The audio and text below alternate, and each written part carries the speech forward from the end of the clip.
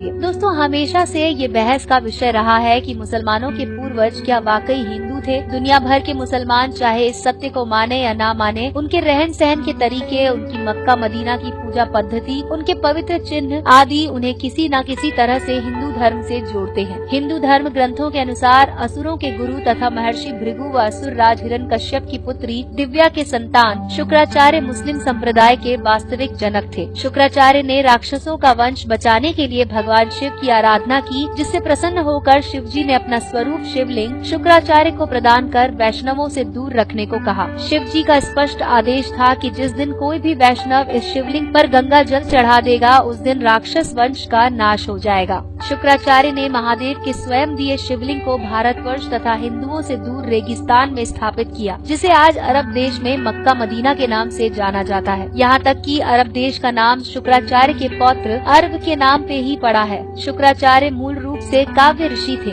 और उनके सम्मान में मक्का मदीना के शिव मंदिर को काव्या नाम दिया गया। कालांतर में काव्या नाम विकृत होकर काबा बन गया, जिसे मुसलमानों का सबसे पवित्र स्थल माना जाता है। अरबी भाषा में शुक्र का मतलब महान माना जाता है और शुक्रम अर्थात शुक्रिया अथवा धन्यवाद शब्दों का जन्म भी गुरु शुक्राचार्य के नाम पर ही हुआ है। मुसलमानों का पवित्र जुम्मा शुक्रवार को मनाने की वजह भी गुरु शुक्राचार्य ही है। रामायण के अनुसार शूर्पणखा का वध नहीं हुआ और वो गुरु शुक्राचार्य के आश्रम में ही रहने लगी थी। ये सबको पता है कि भगवान श्री राम के आदेश पर लक्ष्मण ने शूर्पणखा के कान और नाक काट दिए थे। तभी से वो अपना चेहरा ढक कर रखती थी। शूर्पणखा के चेहरे ढकने की परंपरा को अरब देश की औरतें आज भी निभाती हैं। अरब देशों के रेगिस्तान में तेज धूप होने की वजह से वहाँ के लोगों ने सिर ढकने के लिए टोपी पहनना शुरू कर दिया, जो आगे चलकर उनकी पूजा पद्धति में शामिल हो गया। रेगिस्तान में उपजाऊ जमीन, अनाज आदि के अभाव में लोगों ने जानवरों को मारकर खाना शुरू किया और इस हत्या को कुर्बानी का नाम दिया गया। इंसानों के मरने के बाद उन्हें जमीन में दफन करने की परंपरा शुरू हुई, जिसका मुख्य कारण रेगिस्तान में जलाने योग्य लकड़ी का ना होना था। काबा में 360 मूर्तियां हैं, जिसमें शनि और चंद्रमा की मूर्तियां भी शामिल हैं। मुस्लिम इतिहासकारों के अनुसार इनमें से ही एक मूर्ति को अल्लाह का नाम दिया गया। शनि चंद्रमा के अलावा सूर्य और अन्य ग्रहों की मूर्तियां होना इस बात का प्रतीक है कि काबा में नवग्रहों की पूजा की जाती है। हिंदू धर्म आज भी नवग्रहों की पूजा करता है। ये माना जा सकता है कि मुसलमानों को नवग्रह पूजा सिखाना गुरु शुक्राचार्य का ही काम है। अर्धचंद्र को हिंदू धर्म में पवित्र माना जाता है, क्योंकि ये भगवान शिव के ललाट की शोभा बढ़ाता है। अर्धचंद्र चिन्ह का काबा में महादेव के प्रतीक पर होना इस चिन्ह को मुसलमानों में पवित्र बनाता है और इसे इस्लाम के झंडे पर स्थान दिया गया है। हिंदू धर्म के पवित्र शब्द ओम के संस्कृत रूप ओम को अगर शीशे में देखें तो ये अरबी भाषा में लिखे गए अल्लाह की तरह दिखाई देता है। यहाँ तक कि मुसलमानों में पवित्र माना जाने वाला 786 अंक भी ओम से ही बना है। ध्यान देने वाली बात यह है कि कोई भी मुसलमान इस बात को स्वीकार नहीं करता कि 786 अंक वास्तव में हिंदुओं का वैदिक प्रतीक ओम है। कोई भी मुस्लिम बुद्धिजीवी ये नहीं बता पाता कि अगर 786 अंक ओम नहीं तो आखिर क्या है। मुसलमान मक्का जाकर काबा के शिवलिंग की 7 बार परिक्रमा भी करते हैं, जो बहुत पहले से चला आ रहा है। गुरु शुक्राचार्य ने यकीनन इस्लाम से पूर्व पैदा हुए अरब क्षेत्र के लोगों को हिंदू पूजा पद्धति सिखाई होगी। दोस्तों, मक्का से कुछ ही दूरी पर एक बड़ा साइन बोर्ड लगा है, जिस पर लिखा है कि इस क्षेत्र में गैर मुस्लिमों का प्रवेश वर्जित है। ये साइन बोर्ड उस समय का प्रतीक माना जाता है जब इस्लाम की शुरुआत हुई, तथा ये भी अंदाजा लगाया जा सकता है कि शुक्राचार्य ने भगवान शिव की दी हुई चेतावनी पर अमल करते हुए इस मंदिर के क्षेत्र में हिंदुओं के प्रवेश पर प्रतिबंध लगाया होगा। जहाँ भगवान शिव का मंदिर होता है, वहाँ पवित्र नदी का पानी भी पाया जाता है। हिंदू मंदिरों की ये परंपरा भी काबा से जुड़ी हुई है और मंदिर के साथ ही पवित्र पानी का स्रोत भी स्थित है, जिसे जमजम पानी के नाम से जाना जाता है। तो दोस्तों, ये था हमारा रोचक वीडियो, जिसमें हमने आपको बताया इस्लाम का एक अनकहा सच। अगर आपको हमारा ये वीडियो पसंद आया हो तो इसे लाइक करके अपने दोस्तों के साथ जरूर शेयर करें। दोस्तों, देखते रहिए रहस्य मैक्स यूट्यूब चैनल। लाइक कीजिए, सब्सक्राइब कीजिए तथा अपने दोस्तों के साथ शेयर करना ना भूलें।